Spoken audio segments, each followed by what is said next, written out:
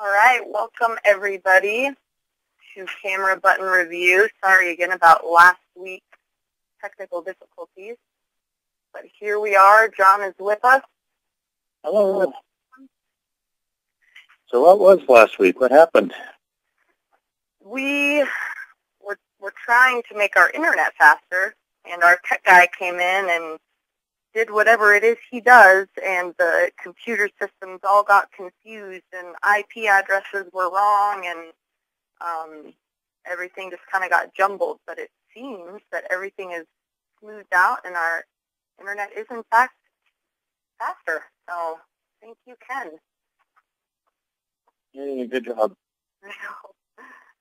So this week is going to wrap up the technical side of photography. And we're going what we've been going over the last 3 weeks and what John has shared with us, and kind of close the technical area. And in the next sessions, we'll be going to the more emotional side. But first, we'll kind of just review the 3 main buttons of our cameras. So John, if you want to dive on in. I know we've seen these slides a couple of times, but I think review is always good to see it more than once. Yeah, that's a good idea. Whether you're using your camera in manual or in automatic, these are the 3 parts of every photo that you take: shutter speed, aperture, and ISO. Going in order that we looked at them, shutter speed, a faster shutter speed reduces the motion blur. A slower shutter speed adds motion blur. Aperture controls your depth of field, which is basically how much linear distance is in focus in front of your lens. So you can have a shallow depth of field with just a little bit in focus, or you can have a large depth of field with everything in focus. And finally, ISO is the setting on the camera that determines how sensitive the camera sensor is to light. So you can make the camera more sensitive to light and less sensitive to light as needed. So the big payoff comes when finally these start sounding familiar to you. The big payoff comes by combining these in all different ways, and that's what we're going to look at today. Yeah, when I went out to take my pictures for this session, I definitely had a whole new experience as far as, you know, looking at the image I was capturing, or the scene, I guess I should say, before I captured the image, and thinking about light and thinking about, how much do I want to be in focus? So all 3 of those things jumped into my mind rather than just maybe focusing on one. So I feel like, yeah, I kind of had an aha moment. Wow, good. Do you remember before this all started, what did you think about when you were taking pictures? Generally, I changed the shutter speed, aperture, ISO at random until, like, I would probably take up to 15 pictures, just taking a quick picture, changing it, taking it, like, okay, so that's going to make it darker, that'll make it lighter. But now I actually am understanding, and I can take maybe 5 pictures rather than 15. All right. We're getting more and more efficient.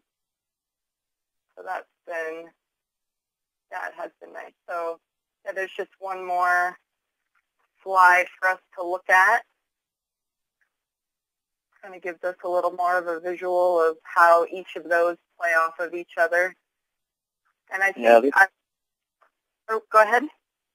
I was just going to say this is just a visual representation of what I was saying about how the 3 are related to each other. Yeah, this one really helped.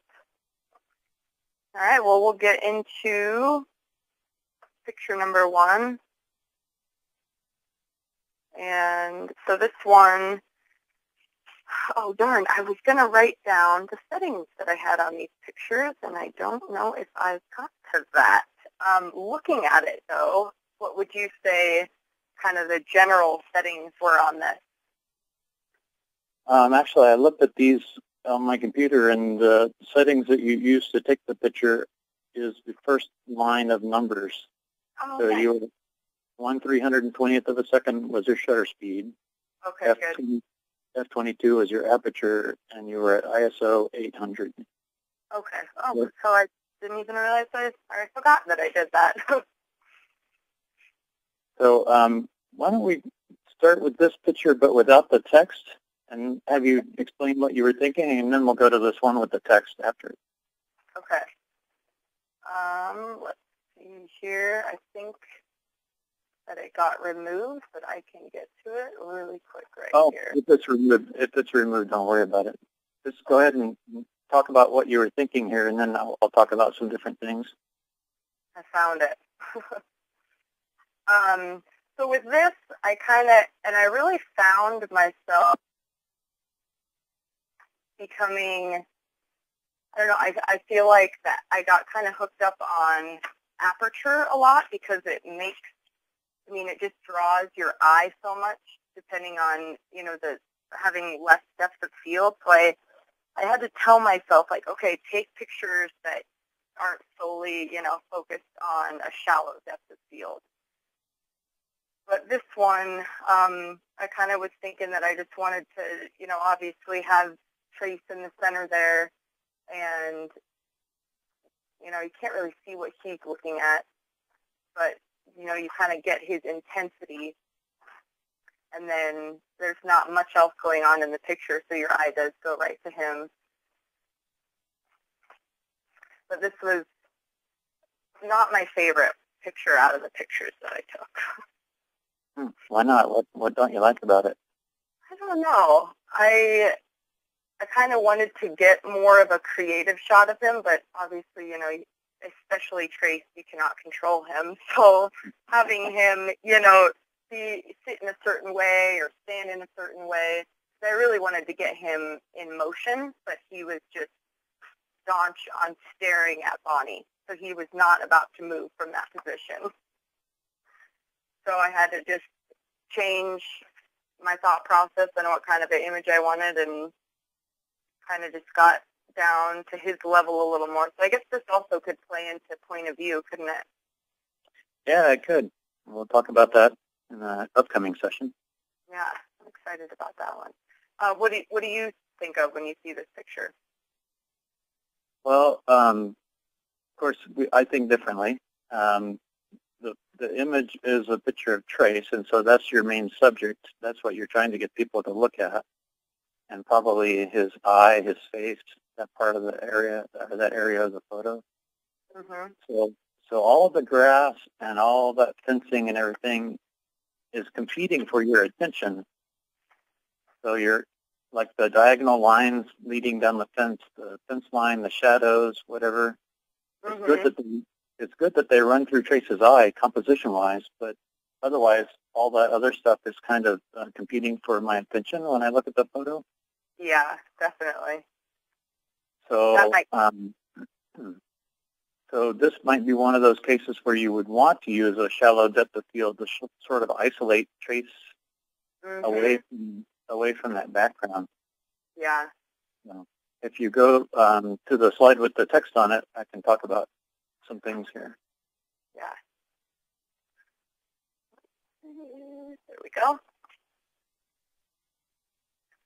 All right, so here's where the magic begins. Once you get comfortable with the idea of these three buttons, you don't have to memorize all the numbers. You just have to know how they're related to each other. Mm-hmm.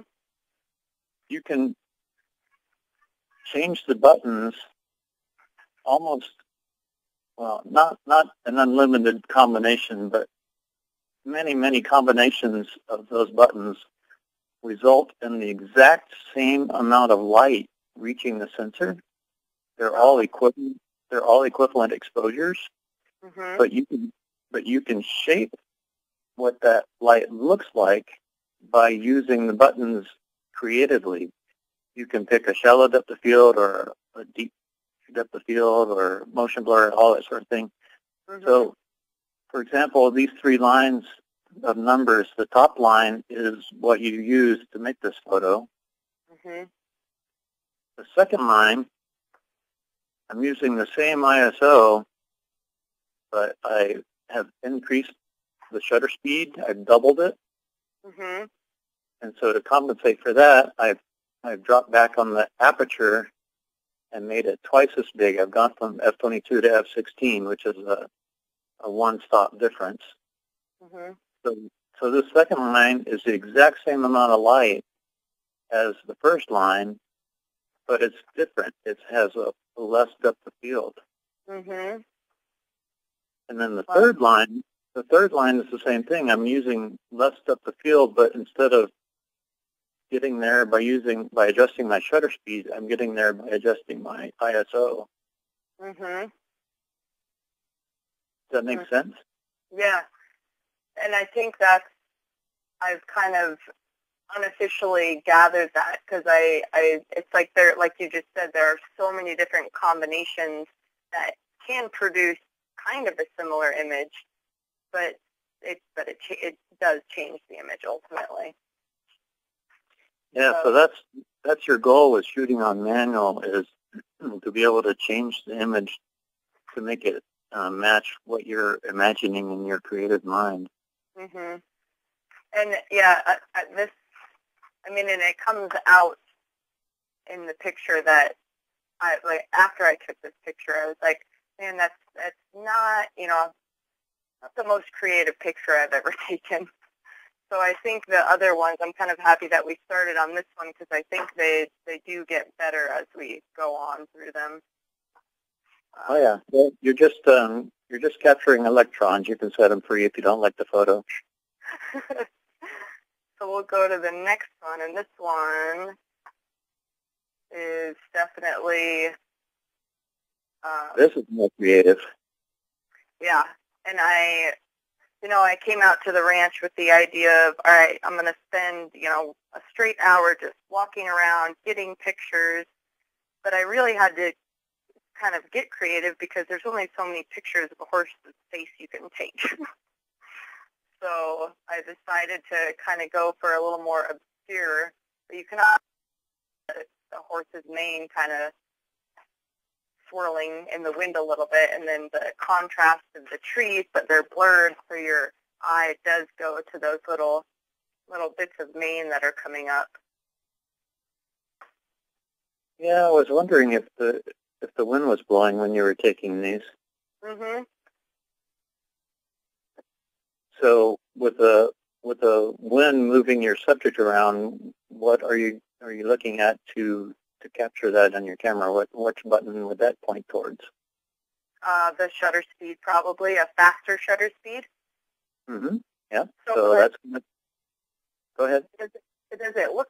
Now that I'm actually looking at it close, though, it must have not been a very fast because there is a little bit of motion blur in there, isn't there? In that, to the left a little. It's hard to tell on my pixelated screen. It looks like you've got some out of focus hair, and then there might be some motion blur in there too. But what I'm looking at looks like out of focus hair. Mhm. Yeah, that must have been what it was. I thought I did manual focus on this one. I'm not sure now, though. Let's see. Should we go to your version of it? Yeah, so here's a case where you've got wind and you've got a depth of field issue. So when I look at the photo, my mind says, okay, I need to increase my shutter speed and I need to increase my depth of field. Mm-hmm. So what does it leave us? What button does that leave us to work with? Our aperture. Or did you? Huh? Oh, shutter speed to our ISO. You got there. I had a little help there, didn't I? Yeah, so we need a faster shutter speed. We need a larger aperture for more depth of field. Mm-hmm. So we need to increase our ISO to give us more light that we can then distribute among the aperture and the shutter. Mm-hmm. Because in this picture, you're suggesting a little more depth of field then. Not necessarily. I mean, it depends on what the person taking the picture wants. Mm-hmm. But like you said, on that left side, it looks like there weren't quite as many hairs in focus as on the right side. Mhm. So I would tend to maybe increase the depth of field just a little bit. Yeah.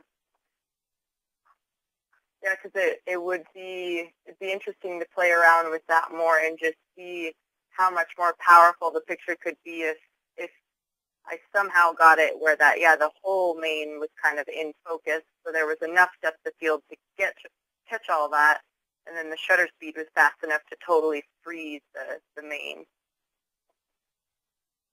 Yeah, so again, on all these numbers that I've got here, the top line is what you used to make the photo, Mhm. and then everything else is all the exact same amount of light reaching the sensor, but it's shaped differently. If we look at the top with the yellow numbers, Mhm. by doubling the ISO from 100 to 200, Mhm. that allows us to use half as much shutter speed. So we increase the shutter speed to 1,250th of a second. Okay. Yeah. Or we can go up another stop on the ISO, up to ISO 400. That gives us 4 times as much light. Mhm. So now we can use a shutter speed that's 4 times faster. But the same light, so it's not affecting that. Yeah, it's the same exposure, same amount of light. But by going up to ISO 400, now you have to start taking into consideration how much grain is going to be introduced by that ISO change. Yeah. And then what's that second set of just a different? Now the second set with the green numbers, we're keeping the shutter speed the same, but we're increasing our depth of field. Mhm. So on the first one, we go from ISO 100 to ISO 200, and that gives us one more f-stop of light that we can use. And in this case, I used it on my aperture. I went from f3.5 to f5. So that gives us a little bit more depth of field. Mhm. And then the next line, doubling the ISO again, and then taking that amount of light as another increase in the aperture to f10. Okay.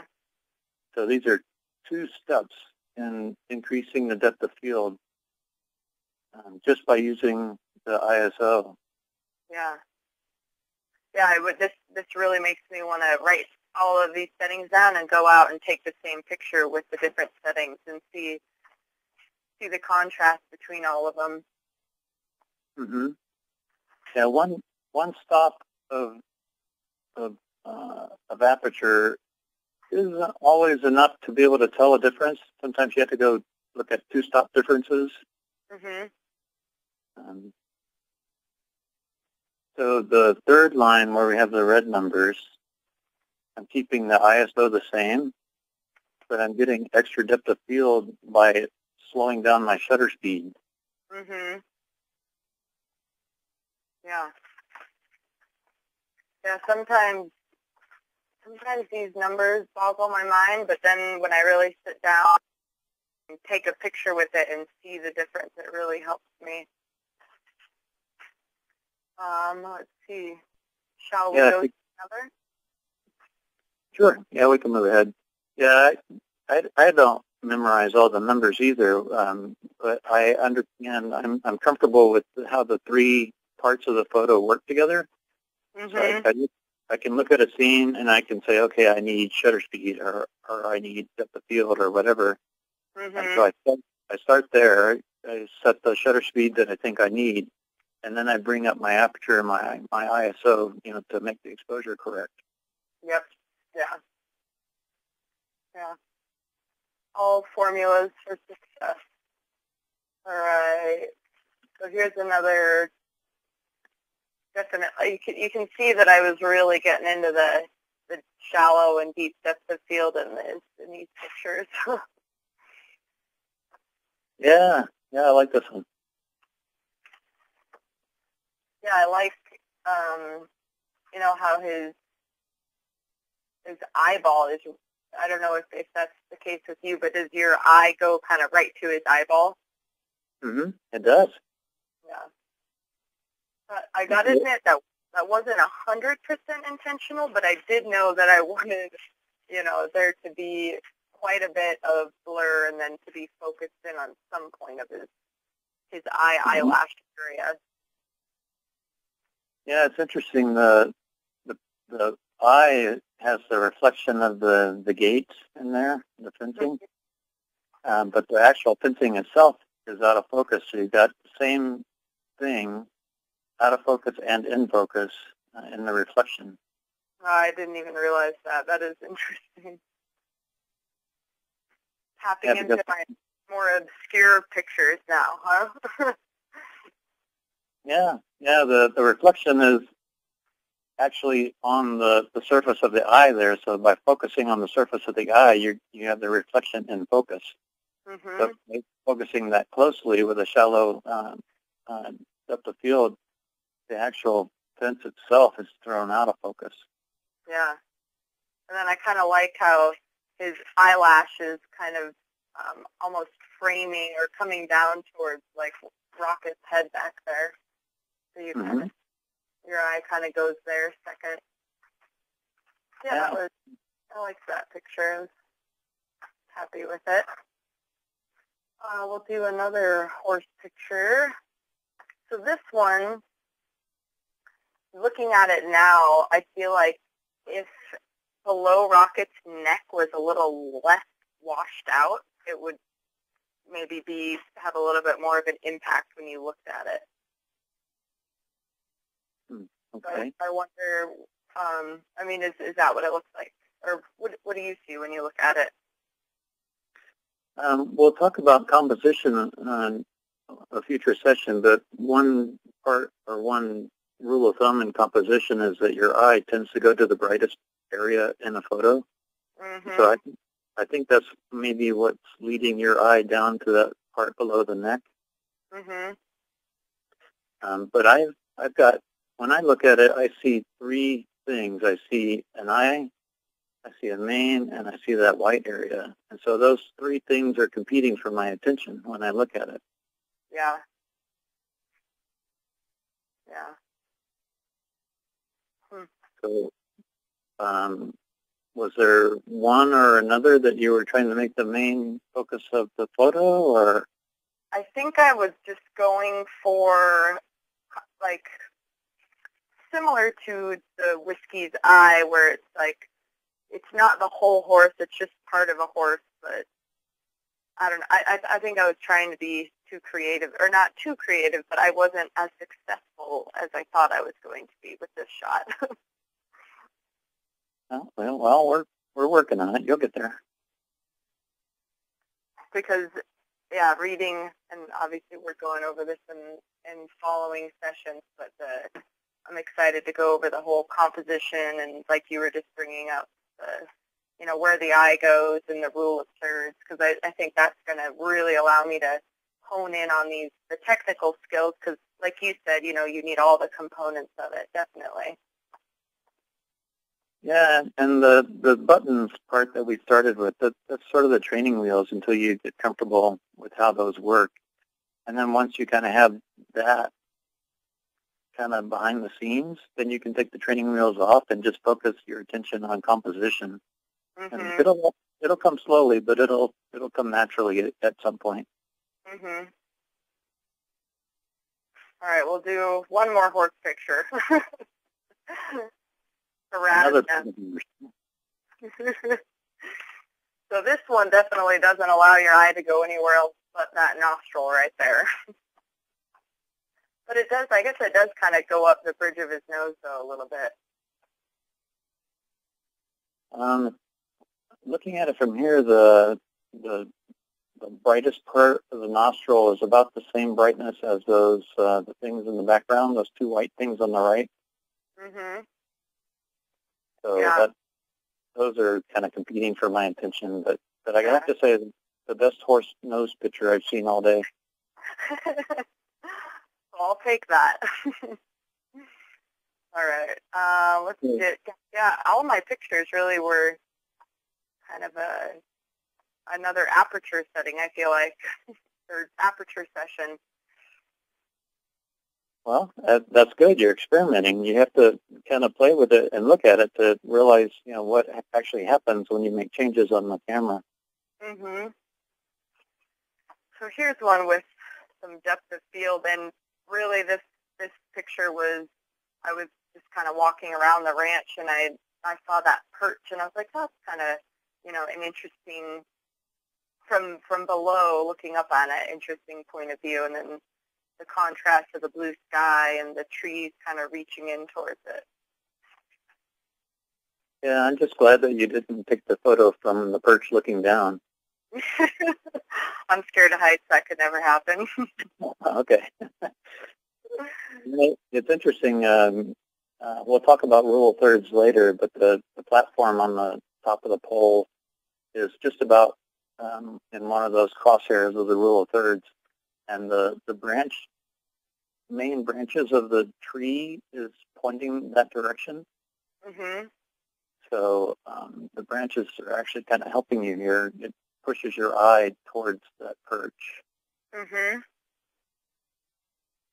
Yeah, this was a surprising picture for me because I really didn't know what to expect, just pointing up, and I kind of attempted to frame it in a nice way, but looking at it more, it is kind of pleasing to the eye to look at it.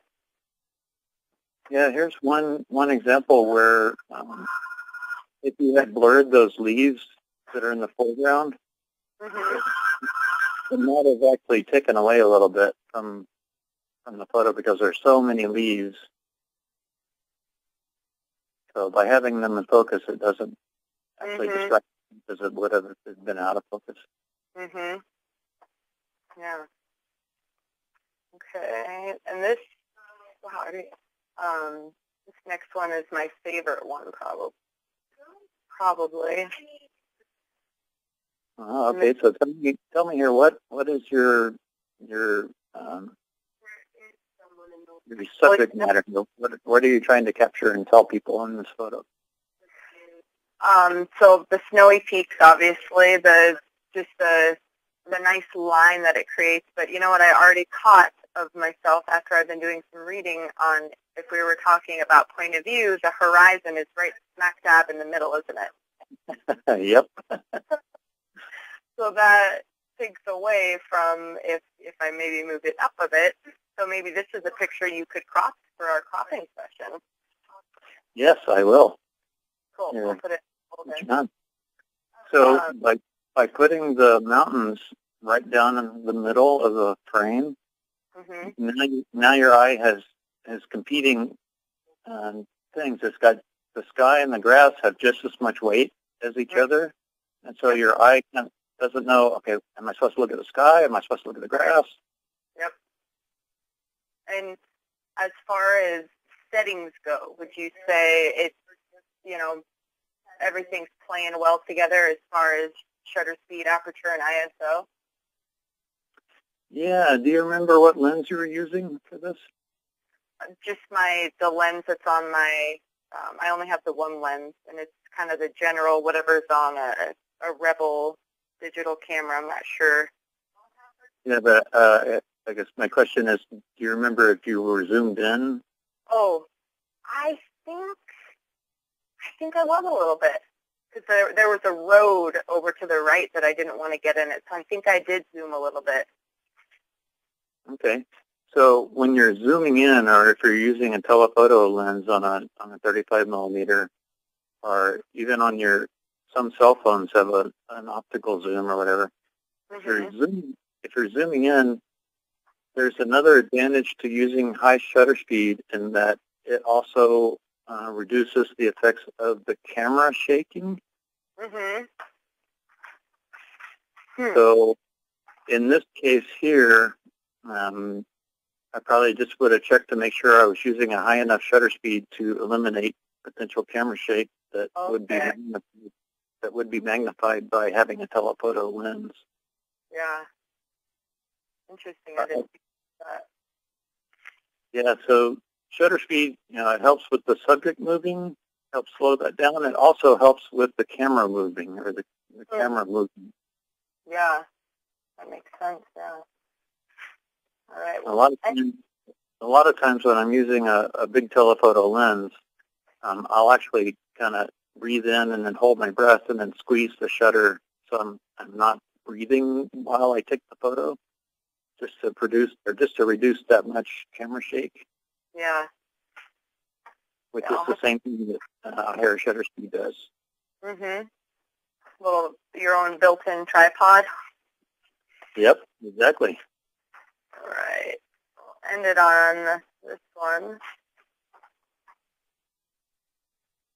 Shows me trying to get creative again. Okay. So what is your subject here that you wanted people to notice?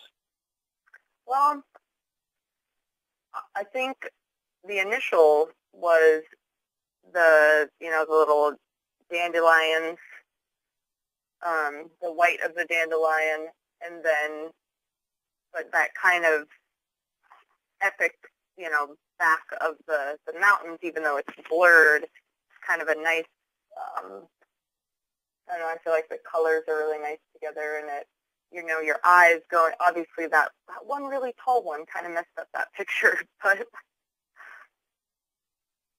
mostly the dandelions is what my focus was on that. Okay. Yeah, what I mentioned earlier about your eye going to the brightest area, that white thing in the background behind the sprinkler, Mm-hmm. is that a roof or what is that? Oh, yeah, a barn roof, yep. So that's the kind of the biggest, brightest thing in the picture, isn't it? Yeah, so one of our future sessions will be on point of view, whether you get above or below your subject. And in this case, if you had gotten lower, the dandelions would have hidden that roof, but you still would have had the dandelion heads and you had the mountains. Yeah. Yeah, looking at it, I wish I would have gotten down way more because it's kind of, I feel like it would have added a lot to the picture, definitely. Yeah, well, maybe this is one that you can try reshooting if there's still any seeds on those dandelions. Yeah. Yeah, I would like. As I look at it as it is, I've got kind of three things that are competing for attention. I've got the closest dandelion seeds, I've got the barn roof, and then I've got, I think that's St. Mary's Peak. Yep. Is that, no, Lowell Peak. Lowell? Okay. Yeah. Yep. But yeah, that there is a lot going on in this picture, isn't there? Yeah, but that's okay. Yeah. By starting here and then later, when you shoot something like this again, you'll see how it changes by changing either your depth of field or your point of view. There's all sorts of ways to get creative here. Yeah. Well, this is a perfect segue for our session next week. We'll be going over composition, and I think that is going to help me out a lot. So we'll see what the pictures I have so far, kind of what's going on in them, and what I can start thinking about going into the pictures I take after that session. Yeah, composition is really the heart of photography, or at least creative photography. You can put your cell phone or your camera on fully automatic, and it'll take a pretty close exposure for you. But the way you shape that light by using your camera buttons in manual, and then the way you compose the photo, those things are that's the path to creative photography. Mm-hmm. So the training wheels are the buttons that we've been talking about. Right. And we'll leave the training wheels on. We'll keep talking about those a little bit.